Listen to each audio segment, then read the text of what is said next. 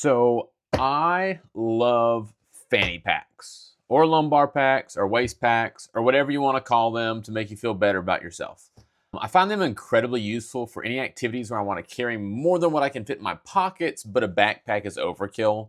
They keep my stuff from banging around my pockets when I'm running, getting wet when I'm wade fishing. They're easy to access and they stay out of the way when I don't need them. On the other hand, backpacks are large, they're intrusive, they're indiscreet, they're hard to get in and out of quickly. Sling packs are kind of the new kid on the block, and they're great, but they're kind of one-trick ponies. They're still somewhat indiscreet. They like to flop around and get in my way, and eventually they get sore being on a single shoulder. Now, I'm not saying that lumbar packs are the end-all be-all, but they have their place and they're a great option for a lot of users and a lot of use cases.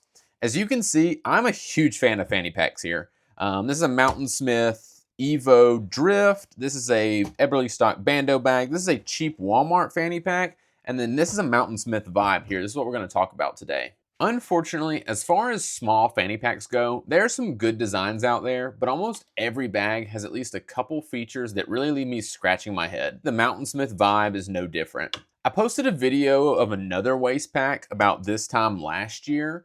I'll link it below. I was fairly critical of some design flaws of this bag. I was honestly a little surprised at how negative some viewers' receptions to that video was. I guess people would rather just not know about what I see as some fairly obvious problems with their shiny new gear.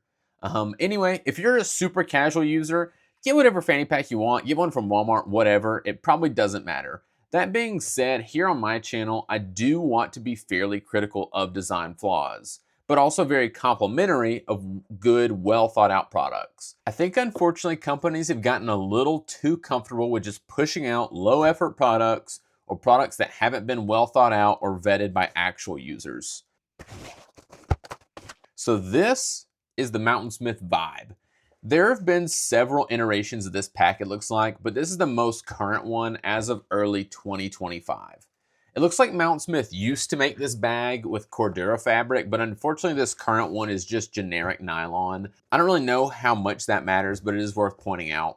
I picked this bag up for kind of general fanny pack use, whatever that means. I recently made a trip out of the country and I just kept finding myself wishing I had some kind of small pack for morning runs, short hikes, exploring the city, short fishing trips, whatever.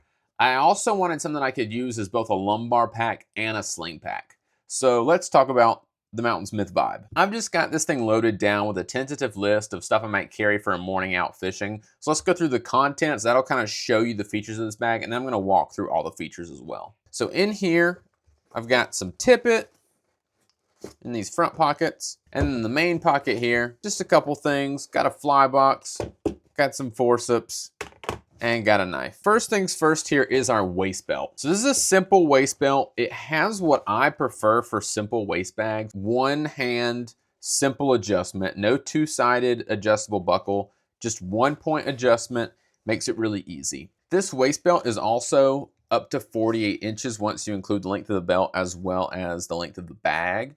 So it's long enough for shoulder carry as well, at least for myself. I'm 5'11", 175. Buckle here, very, very slim, which I like. No noise with this buckle either, fits together well.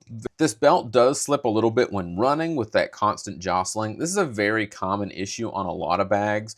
I think it mostly just has to do with companies not properly vetting their webbing thickness to their buckle. The waist belt also has these two nice wings here. This is one of the things that initially interested me in this bag. I vastly prefer bags that have at least small wings like these. Even if they don't function as a full padded waist belt, they're nice for a little bit of added support and they add some structure to the bag to keep it from flopping over as you're using it. Despite these wings, the placement of the hip belt on the bag is probably the single worst thing about this pack. Looking at the back of the bag here, you can see where the hip belt attaches. So this is the top of the bag, this is where the hip belt attaches at the bottom. The placement of this hip belt on the bottom of the pack is by far the worst thing about this bag. Attaching it at the bottom of the bag, even despite the inclusion of these nice two padded wings, makes the bag want to flop over and away from your body. Just to kind of illustrate this in a more exaggerated way, I'm going to show you this Ozark Trail fanny pack. So this is the Ozark Trail fanny pack, super cheap. but you've got the waist belt mounted at the top of the bag. What that does is it keeps the top of the bag from flopping around. However, if you imagine this upside down, if you were to wear it like this bag would constantly be wanting to fall away from you. Terrible design. No one would ever make a pack like that. However, Mountainsmith thought that it would be a good idea to do the same and thought that just adding these wings would be enough to fix it. But this bag still has that same tendency to want to flop away. Now, unless you had full wings from top to bottom, you're going to have some amount of flopping of the bag, whether it's at the top or the bottom, but having that flop at the bottom of the bag rather than the top is a much more preferable design. Otherwise, here we do have a really nice mesh back panel that adds comfort, breathability, and some structure to the bag.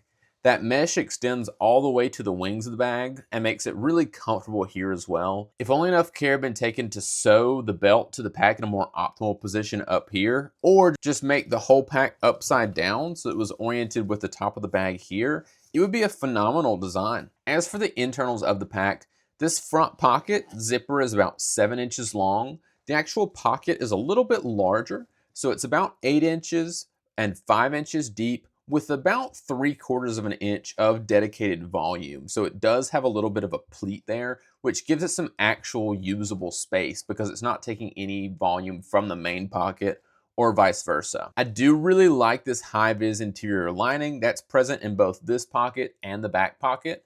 And then this pocket's nice and big. It's big enough to fit my iPhone 15 Pro Max, or really any large size phone shouldn't have an issue in here at all. In here as well is this nice little key retainer. I don't use those, but I know people like them. And then it's got 2 small pockets with elastic cuffs on them, which are nice for a little bit of added organization in here. Now, one thing I want to highlight about this bag is this nice, simple vertical zipper right on top of the bag.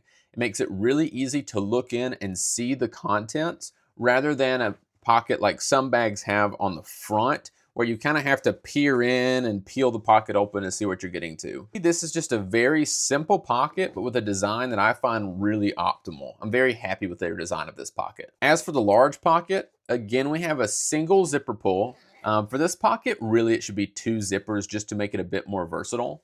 This zipper, just like the front pocket, is oriented right on top of the bag with a straight entry into the pocket. As you guys can see, makes it really easy to visualize what's inside the bag.